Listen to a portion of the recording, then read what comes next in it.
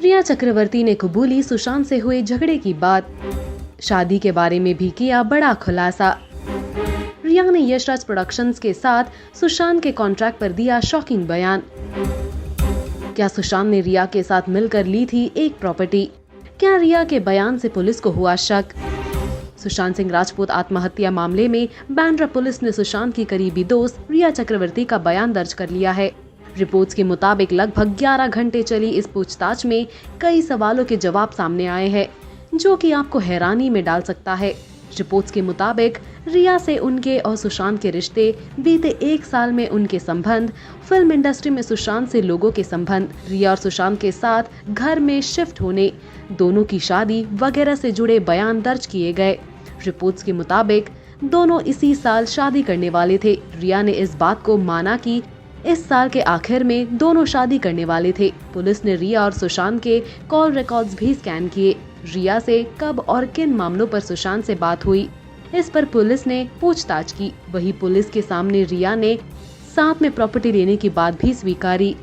Reports के मुताबिक रिया ने बताया कि सुशांत के निधन के कुछ दिन पहले उन्होंने अलग रहने का फैसला कर लिया था। रिपोर्टेडली रिया ने अपने बयान में ये भी कहा कि उनका और सुशांत का झगड़ा हुआ था।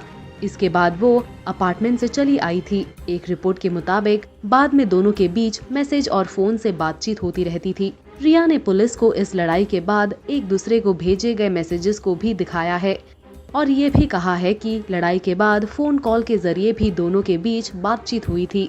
अब बात आती है सुशांत और यशराज फिल्म्स की कंट्रोवर्सी को लेकर। खबरों की माने तो रिया चक्रवर्ती ने अपने बयान में बताया कि सुशांत सिंह राजपूत ने यशराज फिल्म्स के साथ अपना कॉन्ट्रैक्ट खत्म कर लिया था। सुशांत ने रिया से भी अपना कॉन्ट्रैक्ट खत्म करने को कहा था। अब कहा यह जा रहा है कि रिया का ये बयान बड़ा पेचीदा साबित हो सकता है, क्योंकि इससे पहले कहा जा रहा था कि यशराज फिल्म्स ने सुशांत सिंह राजपूत के साथ फिल्म करने से मना किया है। वहीं अब रिया का ये स्टेटमेंट कुछ और ही बता रहा है। दोनों ही बातें उल्टी है। वहीं मीडिया रिपोर्ट्स के मुताबिक पुलिस अब यशराज फिल्म्स की कास्टिंग डायरेक्टर शानू शर्मा से भी पूछताछ करेगी, जिससे ये गुत्थी सुलझ सकती है।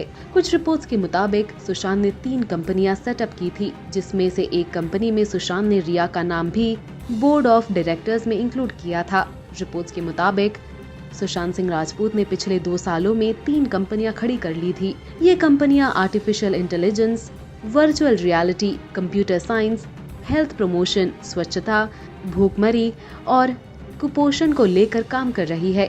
सुशांत ने अपनी पहली कंपनी इनसाई वेंचर्स प्राइवेट लिमिटेड को मई 2018 में स्थापित किया था। सुशांत की ये कंपनी फिल्मों, स्वास्थ्य कल्याण और एजुकेशन रिसर्च, इंटेलेक्चुअल प्रॉपर्टी पर काम करती है। सितंबर 2019 में सुशांत ने विविड्रेज रियलिटी एक्स प्राइवेट लिमिटेड के नाम से एक नई कंपनी लॉन्च की। वो इसके 3 संस्थापक डायरेक्टर्स में से एक थे। कंपनी के बोर्ड में अन्य 2 डायरेक्टर रिया चक्रवर्ती और शोभिक चक्रवर्ती थे। उन्होंने तीसरी company front India for world foundation 6 जनवरी 2020 को स्थापित किया था। इस संस्था का उद्देश्य भूख, गरीबी और कुपोषण को मिटाने के साथ ही साफ सफाई के साथ हेल्थ केयर को बढ़ावा देना था। रिया ने तो अपना स्टेटमेंट रिकॉर्ड करवा दिया है, लेकिन बताया जा रहा है कि आगे भी उनसे पूछताछ होती रहेगी। अगर पुलिस को उनके बयानों में उलटफेर लगा तो आपके क्या रिएक्शंस है? क्या रिया के बयान पर आपको भरोसा है? पोस्ट करिए अपने कमेंट्स।